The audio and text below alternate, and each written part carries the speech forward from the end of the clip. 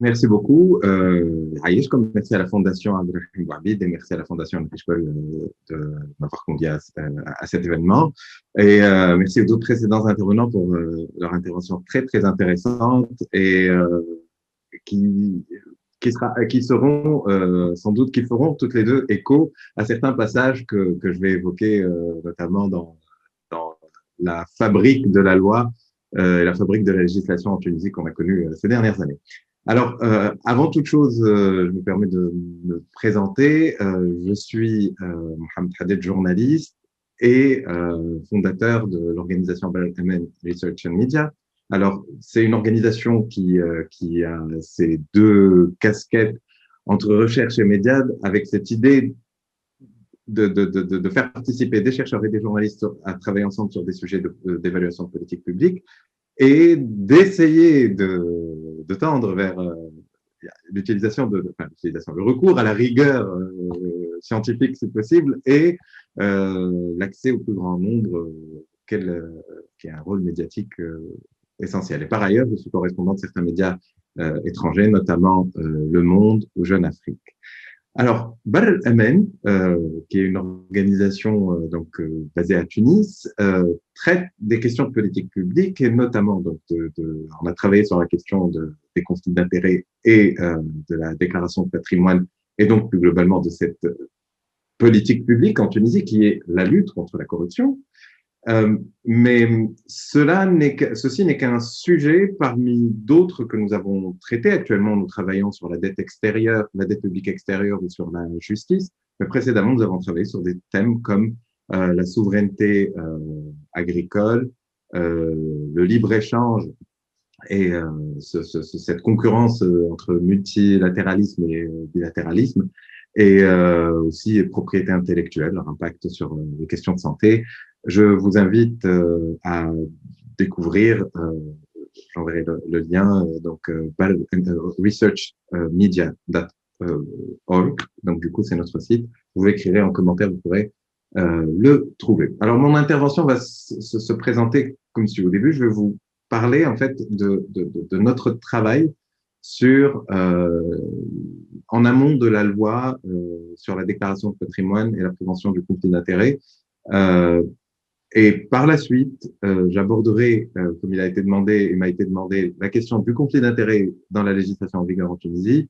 Et enfin, une question qui me tient et nous tient à cœur, c'est l'instrumentalisation de la guerre contre la corruption que nous avons connue, que nous avons abordée dans un rapport en 2018. Et cette instrumentalisation qui, à mon sens, s'est jouée en trois temps différents, avec des acteurs différents. 1986 pour commencer, 85-86, 2017 et plus récemment 2020. On y reviendra. Alors, pour commencer, j'aimerais d'abord vous parler de ce rapport que nous avons publié, que nous avons préparé en amont d'une audition devant la commission de législation générale du Parlement tunisien.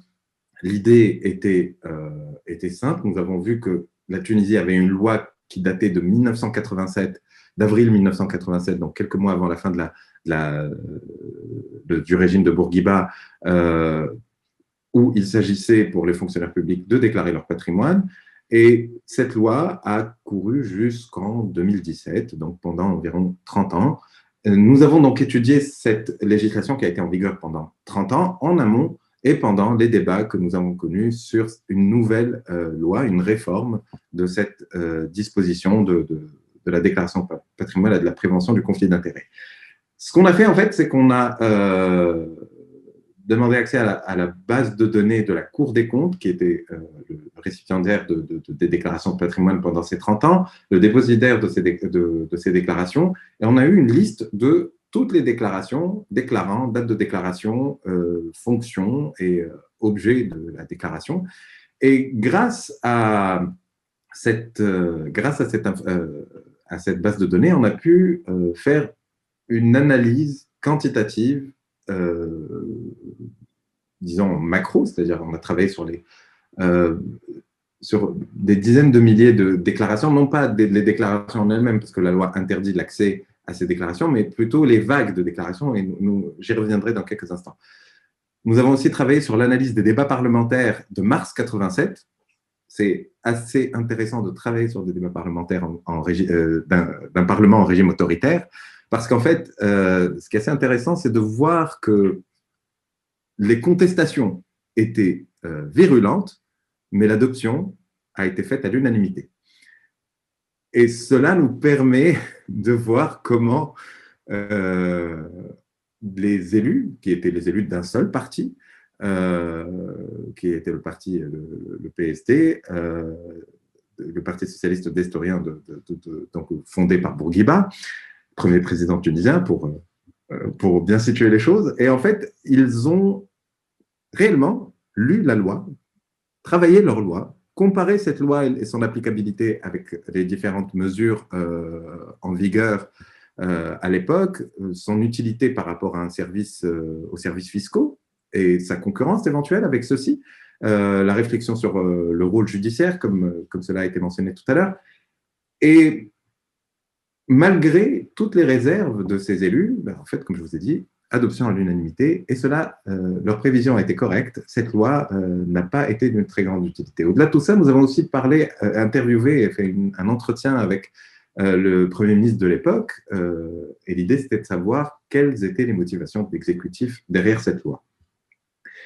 Pour comprendre la pratique durant ces 30 dernières années, donc durant les 30 années 87-2017, nous avons aussi interrogé des acteurs qui ont déclaré, les acteurs qui ont reçu les déclarations, et nous nous sommes aussi interrogés sur les expériences comparées. Donc on a utilisé une quarantaine de pays. On a cherché à savoir comment ça se passait, à quoi ça servait, quelle était la réception de la déclaration de patrimoine dans une quarantaine de pays, et on a tenté de répondre à la question qu'est-ce qui pousse un État à adopter ou réformer la déclaration de patrimoine et quelle est la latitude qu'offre la législation aux citoyens, aux acteurs politiques ou aux journalistes pour garantir justement une intégrité de la vie publique et ne pas biaiser le jeu démocratique et institutionnel. Alors, pour commencer justement sur quelles ont été ces vagues de déclarations de patrimoine, je vais vous montrer un graphique qui montre, voilà, ce graphique montre en fait l'évolution du nombre de déclarations de 1987 à 2017. Et ce qu'on voit ici, c'est que le tiers des déclarations sur 30 ans a été fait durant les premiers mois, d'avril 87 à décembre 87. Et les pics que vous voyez, donc en 93, 99, 2004 et enfin 2012, correspondent à quoi? Sans grande surprise, ils correspondent à de grands rendez-vous politiques, à savoir les élections présidentielles du temps de Ben Ali et en 2012, le renouvellement de la classe politique suite à la Révolution. Il y a plein de graphiques, mais je ne vais pas rentrer dans le détail un peu archivistique de cette loi. Il y a un point qui a été très marquant, en fait. C'est une question que nous avons posée lors de la préparation de ce rapport à la Cour des comptes. On a dit à la Cour des comptes, alors, cette loi de 87, à quoi a-t-elle servi? Et leur réponse était plus ou moins assez, un peu surprenant, parce qu'en fait, ils nous ont dit que ça n'a servi à rien. Qu'est-ce que cela signifie que ça n'a servi à rien? Autrement dit, sur les dizaines de milliers de déclarations déposées à la Cour des comptes, aucune, strictement aucune, n'a été retirée pour quelconque usage, ni pour un travail d'un chercheur, ni par la justice pour vérifier une affaire de corruption ou de fausse déclaration quelconque ou quoi que ce soit. Alors, allez, je vais être encore plus être un peu plus rusé, disons, et me dire peut-être que si j'étais acteur d'un régime autoritaire, j'aurais souhaité exclure certains acteurs ou certains fonctionnaires. J'aurais pu utiliser cette loi pour les décrédibiliser et dire qu'ils ont menti ou dire qu'ils ont mal déclaré. Mais en fait, même pas. Cette loi a été juste une lubie passagère qui a été mise en place, pas tellement respectée, parce qu'en fait, rien que le graphique qu'on voyait tout à l'heure qui montre qu'il y a eu juste un tiers 8000 déclarations au début, mais qu'après, le rythme n'a pas suivi, alors qu'en théorie, selon cette loi, il faut refaire sa déclaration tous les 5 ans. Donc, on est au moins censé trouver 8000 déclarations tous les 5 ans, ce qui est loin d'être le cas. Donc, cette loi, en réalité, elle n'a pas nécessairement servi l'objectif essentiel et primaire, qui est cet objectif de lutter contre la corruption, de montrer le patrimoine des différents acteurs politiques. Elle a réellement, même selon la Cour des comptes et selon le Premier ministre de l'époque, elle a réellement servi à rien et cela correspondait à l'ère du temps. Je reviendrai dans mon passage à la fin où je discuterai justement de l'instrumentalisation de la guerre contre la corruption. Je reviendrai sur ce point plus en détail, mais l'aboutissement du processus de réforme de la loi sur la déclaration de patrimoine de 87 nous a mené vers une nouvelle loi qui a été adoptée en août 2018. Et alors, cette loi est en vigueur en ce moment. Et comme donc, il m'a été demandé, je vais me focaliser sur la question du conflit d'intérêts telle qu'elle a été mentionnée dans cette loi. Et là, je vous lis le passage. Le conflit d'intérêts, c'est une situation dans laquelle la personne soumise à la présente loi possède à titre privé des intérêts directs ou indirects qu'elle s'attribue à elle-même ou pour le compte d'autrui et qui influencent ou sont susceptibles d'influencer. Et là, on retrouve l'élément que Madame Foucault a mentionné tout à l'heure. Donc, susceptible d'influencer l'exécution objective, intègre, impartiale de ses obligations professionnelles.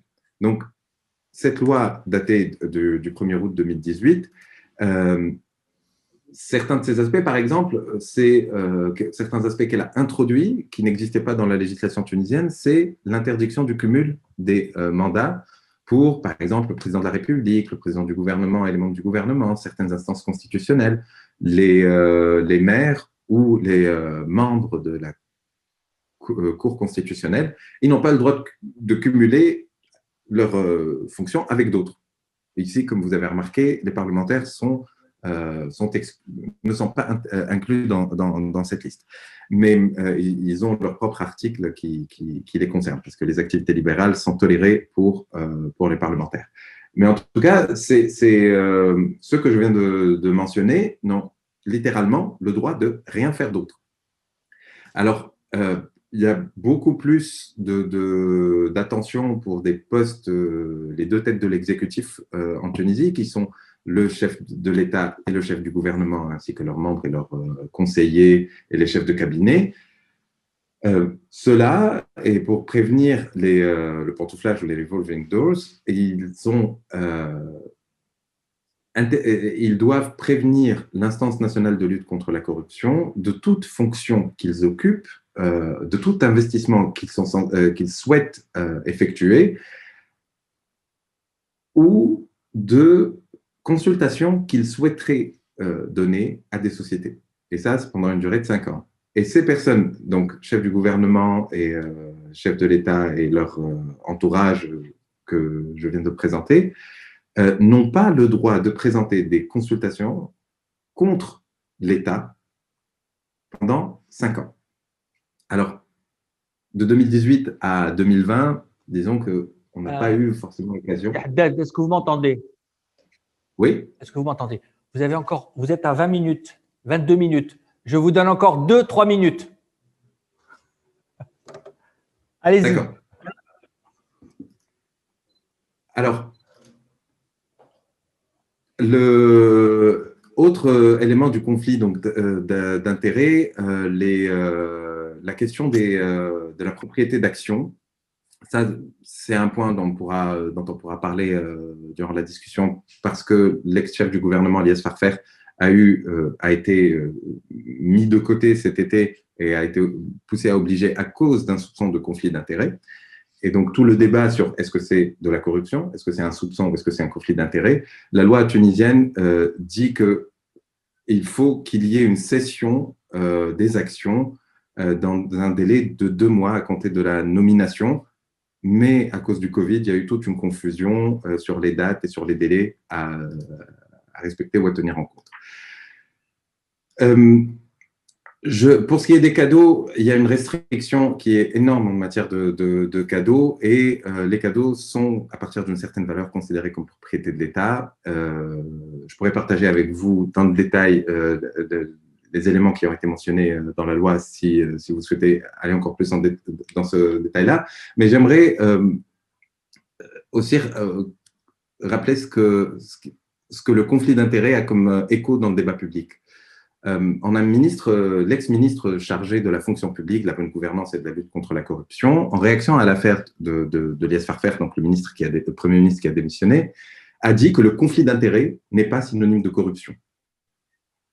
Dans les médias, à d'autres opportunités, notamment durant la campagne électorale, nous entendions certains journalistes dire qu'être binational, avoir une double nationalité, pouvait être un conflit d'intérêts et serait problématique. Et là, on ne parle pas de double allégeance, mais on parlait bien de conflit d'intérêts. Par contre, le conflit d'intérêts est comme oublié ou pas nécessairement perçu quand nous voyons dans la fonction publique un père faire hériter sa fonction à son fils ou à sa fille. C'est une chose qui socialement a été admise. C'est je ne me l'explique pas totalement, sincèrement, mais en tout cas, ça ne choque pas. Autre exemple, les sociétés de l'environnement. Ce sont des sociétés qui sont semi-publiques, qui emploient des dizaines de milliers de personnes, qui sont censées nettoyer ou planter des arbres, etc. Et il y en a un peu partout dans les régions défavorisées. Je ne conteste pas le droit des personnes qui n'ont pas d'emploi à avoir un revenu fixe, mais il est clair que, et même la Cour des comptes ou autres institutions de contrôle, constatent que ces institutions, en fait, ces employés ne font pas leur travail, ne travaillent pas, ou parfois il y a des doubles emplois. Et c'est dénoncé partiellement, de temps en temps. Il n'y a pas de focalisation sur ces problèmes-là.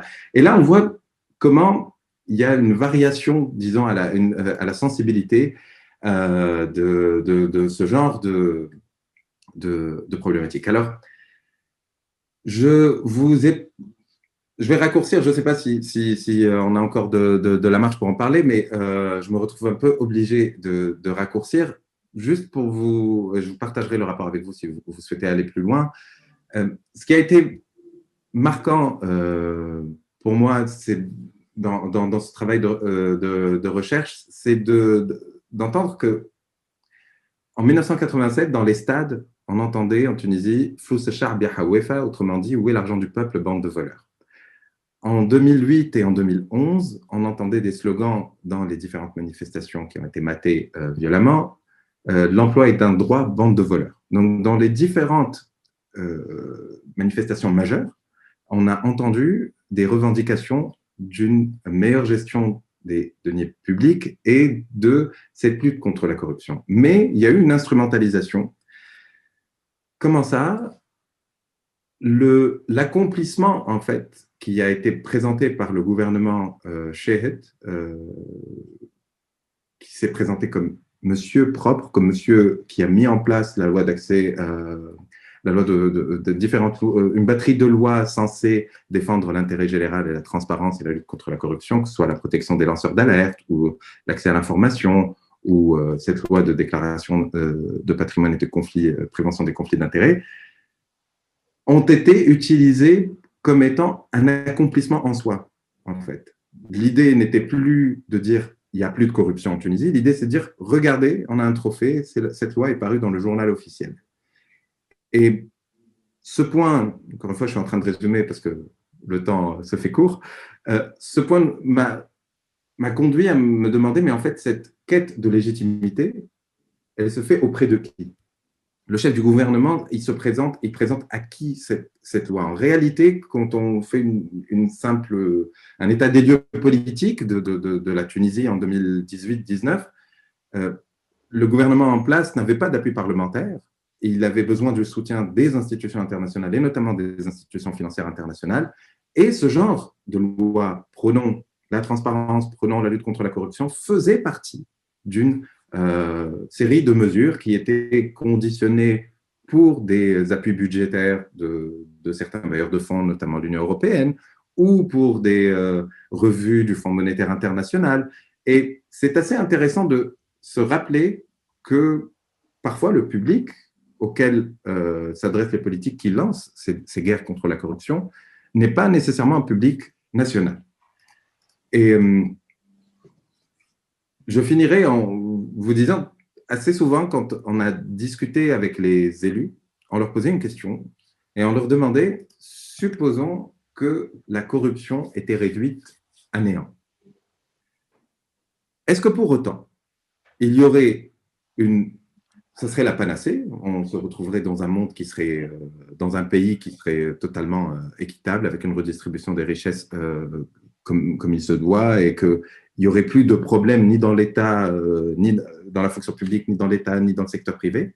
Ou est-ce qu'en fin de compte, il y aurait d'autres problèmes qui se poseraient et qui nous montreraient qu'en réalité, peut-être que c'est les termes du débat qui posent problème, c'est-à-dire que lutter contre la corruption est une guerre en soi qui est infinie, puisqu'on ne pourra jamais l'éradiquer et on pourra toujours revoir sa définition. C'est ce qui est arrivé en Tunisie durant cette décennie.